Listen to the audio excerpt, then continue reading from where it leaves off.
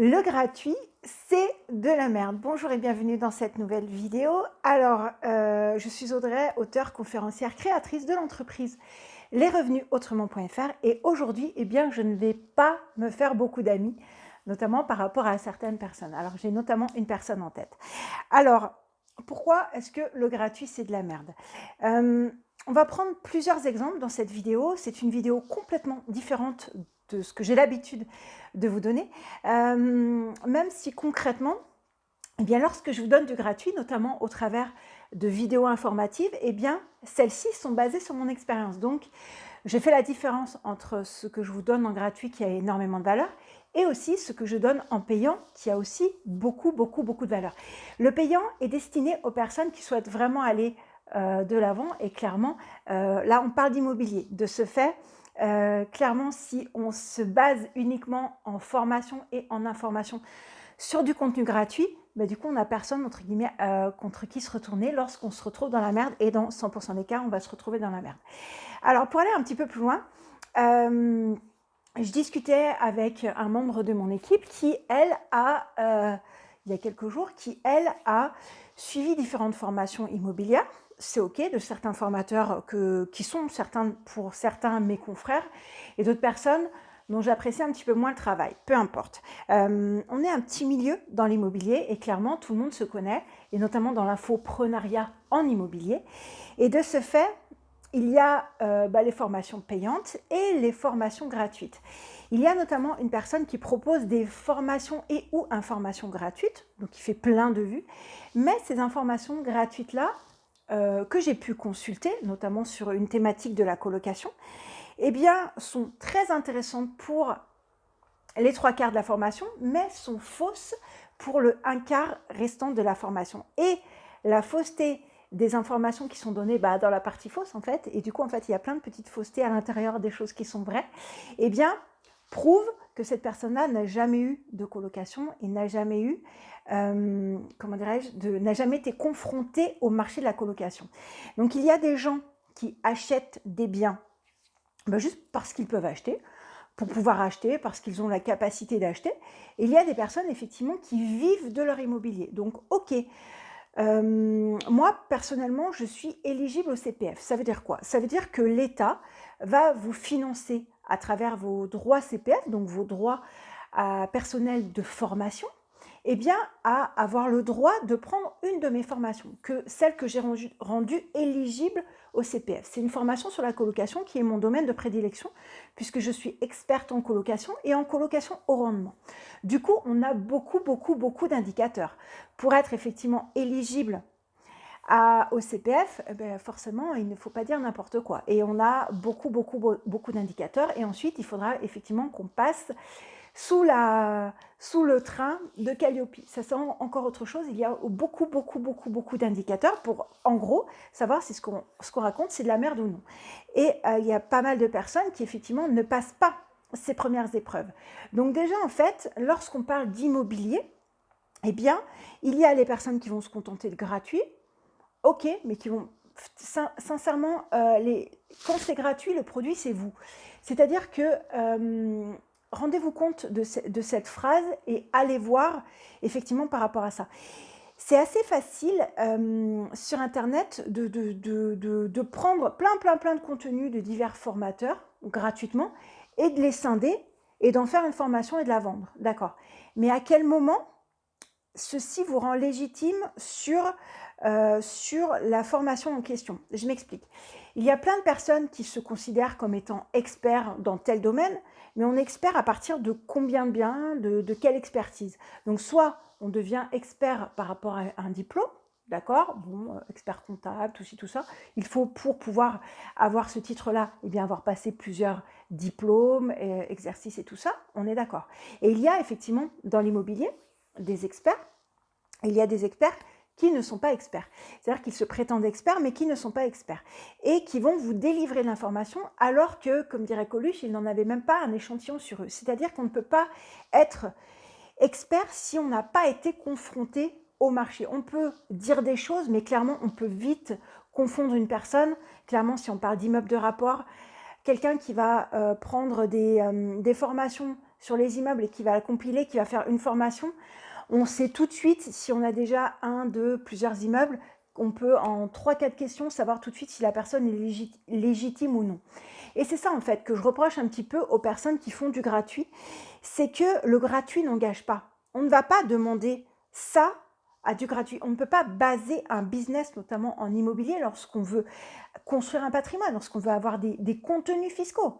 Oh, on est quand même sur de l'immobilier. Donc, personnellement, mon programme éligible au CPF a été aussi, certains modules sur la fiscalité, sur la création de sociétés, ont été créés en lien avec un avocat fiscaliste. Donc la personne est, comment on dit, elle est avocat au barreau de Paris, en l'occurrence.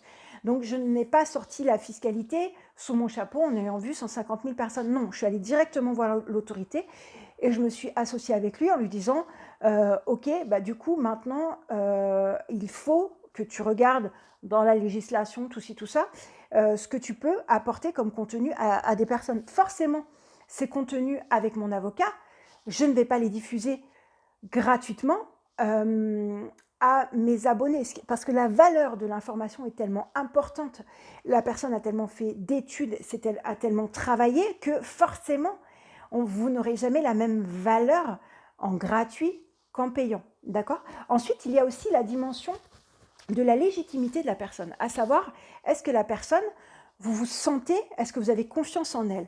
Et je vais aller un petit peu plus loin dans mon propos. C'est-à-dire qu'il y a une personne qui est censée dire des vérités, alors c'est très drôle, donc qui, entre guillemets, nous, infopreneurs qui vendons certaines de nos formations, alors qu'on dispose aussi plein de contenus gratuits, eh bien, va nous traiter de voleurs, parce qu'on va mettre nos formations à un certain prix. Donc, si on a mis nos formations à un certain prix, c'est pour différentes raisons. Ce n'est pas uniquement pour trouver des pigeons, on est d'accord. Ce n'est pas l'objectif. Les personnes qui me suivent savent qu'effectivement, il y a beaucoup de travail derrière, et clairement, je ne laisse pas tomber mes élèves, parce que c'est comme si c'était mes projets. Peu importe. Et en fait, cette personne-là va nous traiter de voleurs, alors que cette personne-là distribue allègrement des baux ou des documents qu'elle a pu voler dans d'autres formations. Clairement, pour construire des formations gratuites à la disposition de tout le monde, elle n'a pas la science infuse, elle ne peut pas tout savoir sur la colocation, sur la sous-location, etc. Et en fait, cette personne-là a récupéré des documents qui ont été spécifiquement conçus et créés par le donneur d'ordre, en l'occurrence, bref, un de mes amis, qui lui avait mandaté un avocat pour pouvoir lui créer ces baux. Les baux qu'ils ont créés, je pense notamment à la sous-location, eh bien, il en a eu environ, pour tout le package, environ pour 8 à 10 000 euros. D'accord. Et cette personne a récupéré les baux et les distribue allègrement en disant, voyez, les personnes-là sont des voleurs parce que ça ne vaut pas ça. Mais en fait, c'est une question de valeur. À quel moment on vole le travail des autres en se l'appropriant pour aller dire que ce que les gens vendent en formation, c'est de la merde. Ce que je vous ai dit, c'est que c'est une question de positionnement. Il y aura des choses qui sont gratuites ou mises à disposition de manière offerte et qui ont de belles valeurs, sincèrement, et qui ont de la valeur ajoutée. Par contre, tout miser son business et notamment son patrimoine sur uniquement des choses qui sont gratuites, où il n'y a pas forcément de répondant en face, parce que savoir acheter dans l'immobilier, c'est assez facile. Par contre, après, maintenir, là, c'est compliqué. Maintenir les bonnes relations avec les locataires, savoir quels sont les documents à utiliser, savoir les informations, vers qui se tourner, ça, les personnes n'ont pas. Et ça, en fait, ce sont les 4/5e du business. Acheter, c'est facile. Mais après, exploiter, avoir la bonne fiscalité, tout ça, c'est très très compliqué. Donc après, il y a des personnes qui vont se contenter effectivement du gratuit, il y a des personnes qui vont se contenter du haut de gamme, enfin qui vont pouvoir se payer aussi le haut de gamme parce qu'ils valent le haut de gamme. Je m'explique. Pour aller d'un point A à un point B, si on est en voiture, on peut très bien soit y aller à pied, on peut soit y aller à vélo, si c'est possible, j'en sais rien, soit y aller en moto, en scooter, j'en sais rien, en trottinette, peu importe. Ou alors, on a plusieurs possibilités en voiture. C'est soit, entre guillemets, on loue une voiture, soit on utilise un BlaBlaCar, ok, ou soit on achète une voiture, que ce soit une petite voiture, ou on loue en leasing, peu importe, une petite voiture qui est à soi, ou soit, effectivement, eh bien, on va acheter une grosse voiture. Porsche, Maserati, tout ce que vous voulez. Du coup, est-ce que vous pensez que le ressenti qu'on a lorsqu'on est dans tel type de voiture ou dans tel type de voiture est le même? Je veux dire, c'est qu'il y a un positionnement. Il y a des personnes pour eux, pour elles, eh bien, la voiture, c'est juste un moyen de déplacement pour aller d'un point A à un point B. OK. Et il y a des personnes qui veulent pouvoir, dans leur vie, s'acheter une Porsche, une Maserati, parce qu'ils ou elles ont travaillé pour pouvoir s'offrir ça.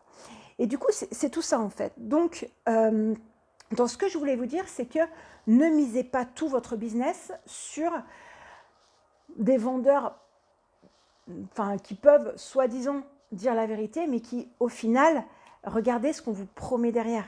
Donc, tout n'est pas que du tape à l'œil, en fait. Regardez la qualité qu'il y a derrière et surtout la légitimité de la personne. Donc ça, c'était mon côté coup de gueule. Et puis après, je n'ai pas parlé encore des personnes qui, très gentiment d'ailleurs, vous abordent dans différents groupes privés sur Facebook pour vous vendre les formations d'autres personnes. Donc ça, c'est tout simplement du vol.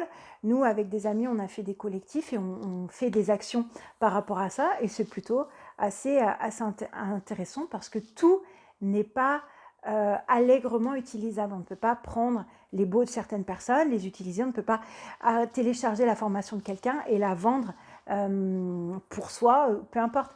Nous, on a investi dans pas mal de programmes qui cryptent en fait les formations, donc on sait d'où elles viennent, qui les a revendues, etc., etc. Donc ça, en fait, tout ça, c'est assez intéressant. On est sur une ère d'information. C'est OK. Mais tout ne se fait pas. Et après, c'est juste une question de travail et de considération de la personne. On ne joue pas avec les mêmes cartes. Tout à l'heure, mon coach m'a dit qu'effectivement, moi, je jouais au Monopoly dans la vraie vie. Mais pour moi, ce sont les règles du Monopoly de base.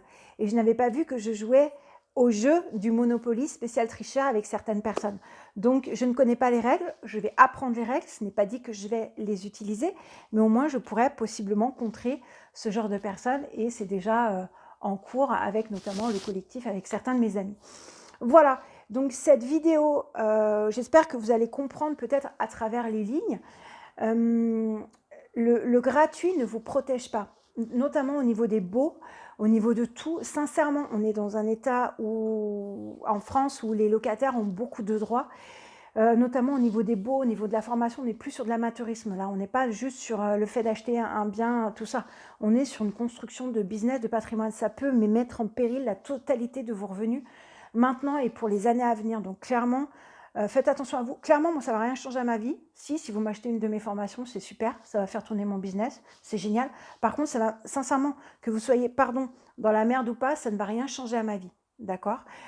Si vous n'avez pas pris chez moi. Si par contre, vous avez pris chez moi, là, ça va changer des choses dans ma vie et je vais pouvoir vous aider au mieux. Si par contre, vous n'avez pas changé, vous n'avez pas acheté chez moi et qu'après, vous voulez que moi, je vous dise « Ah ben non, il aurait dû falloir faire ça, ça, ça de manière gratuite », franchement, pardon, mais allez vous faire voir dans des autres pays. Je ne suis pas responsable de vos conneries et du fait que vous ayez mal pris un tournant au départ. C'est soit vous la jouez entre guillemets honnête avec moi, ou soit effectivement vous êtes malhonnête et vous voulez revenir vers moi, mais moi je vous dis ciao parce que clairement, vous ne m'intéressez pas. Ce n'est pas le genre de personne avec qui j'ai envie de travailler. Aujourd'hui, je peux choisir les gens avec qui j'ai envie de travailler. Lorsque je propose mon temps et ou mes formations, c'est pas pour moi. Moi, je sais faire. Ok, ça va me rapporter de l'argent. Je suis d'accord avec vous. C'est quelque part mon deuxième moyen de gagner de l'argent dans l'immobilier. Clairement, mon immobilier me rapporte. Clairement, c'est ce qui me fait manger. C'est pas uniquement les ventes de formations.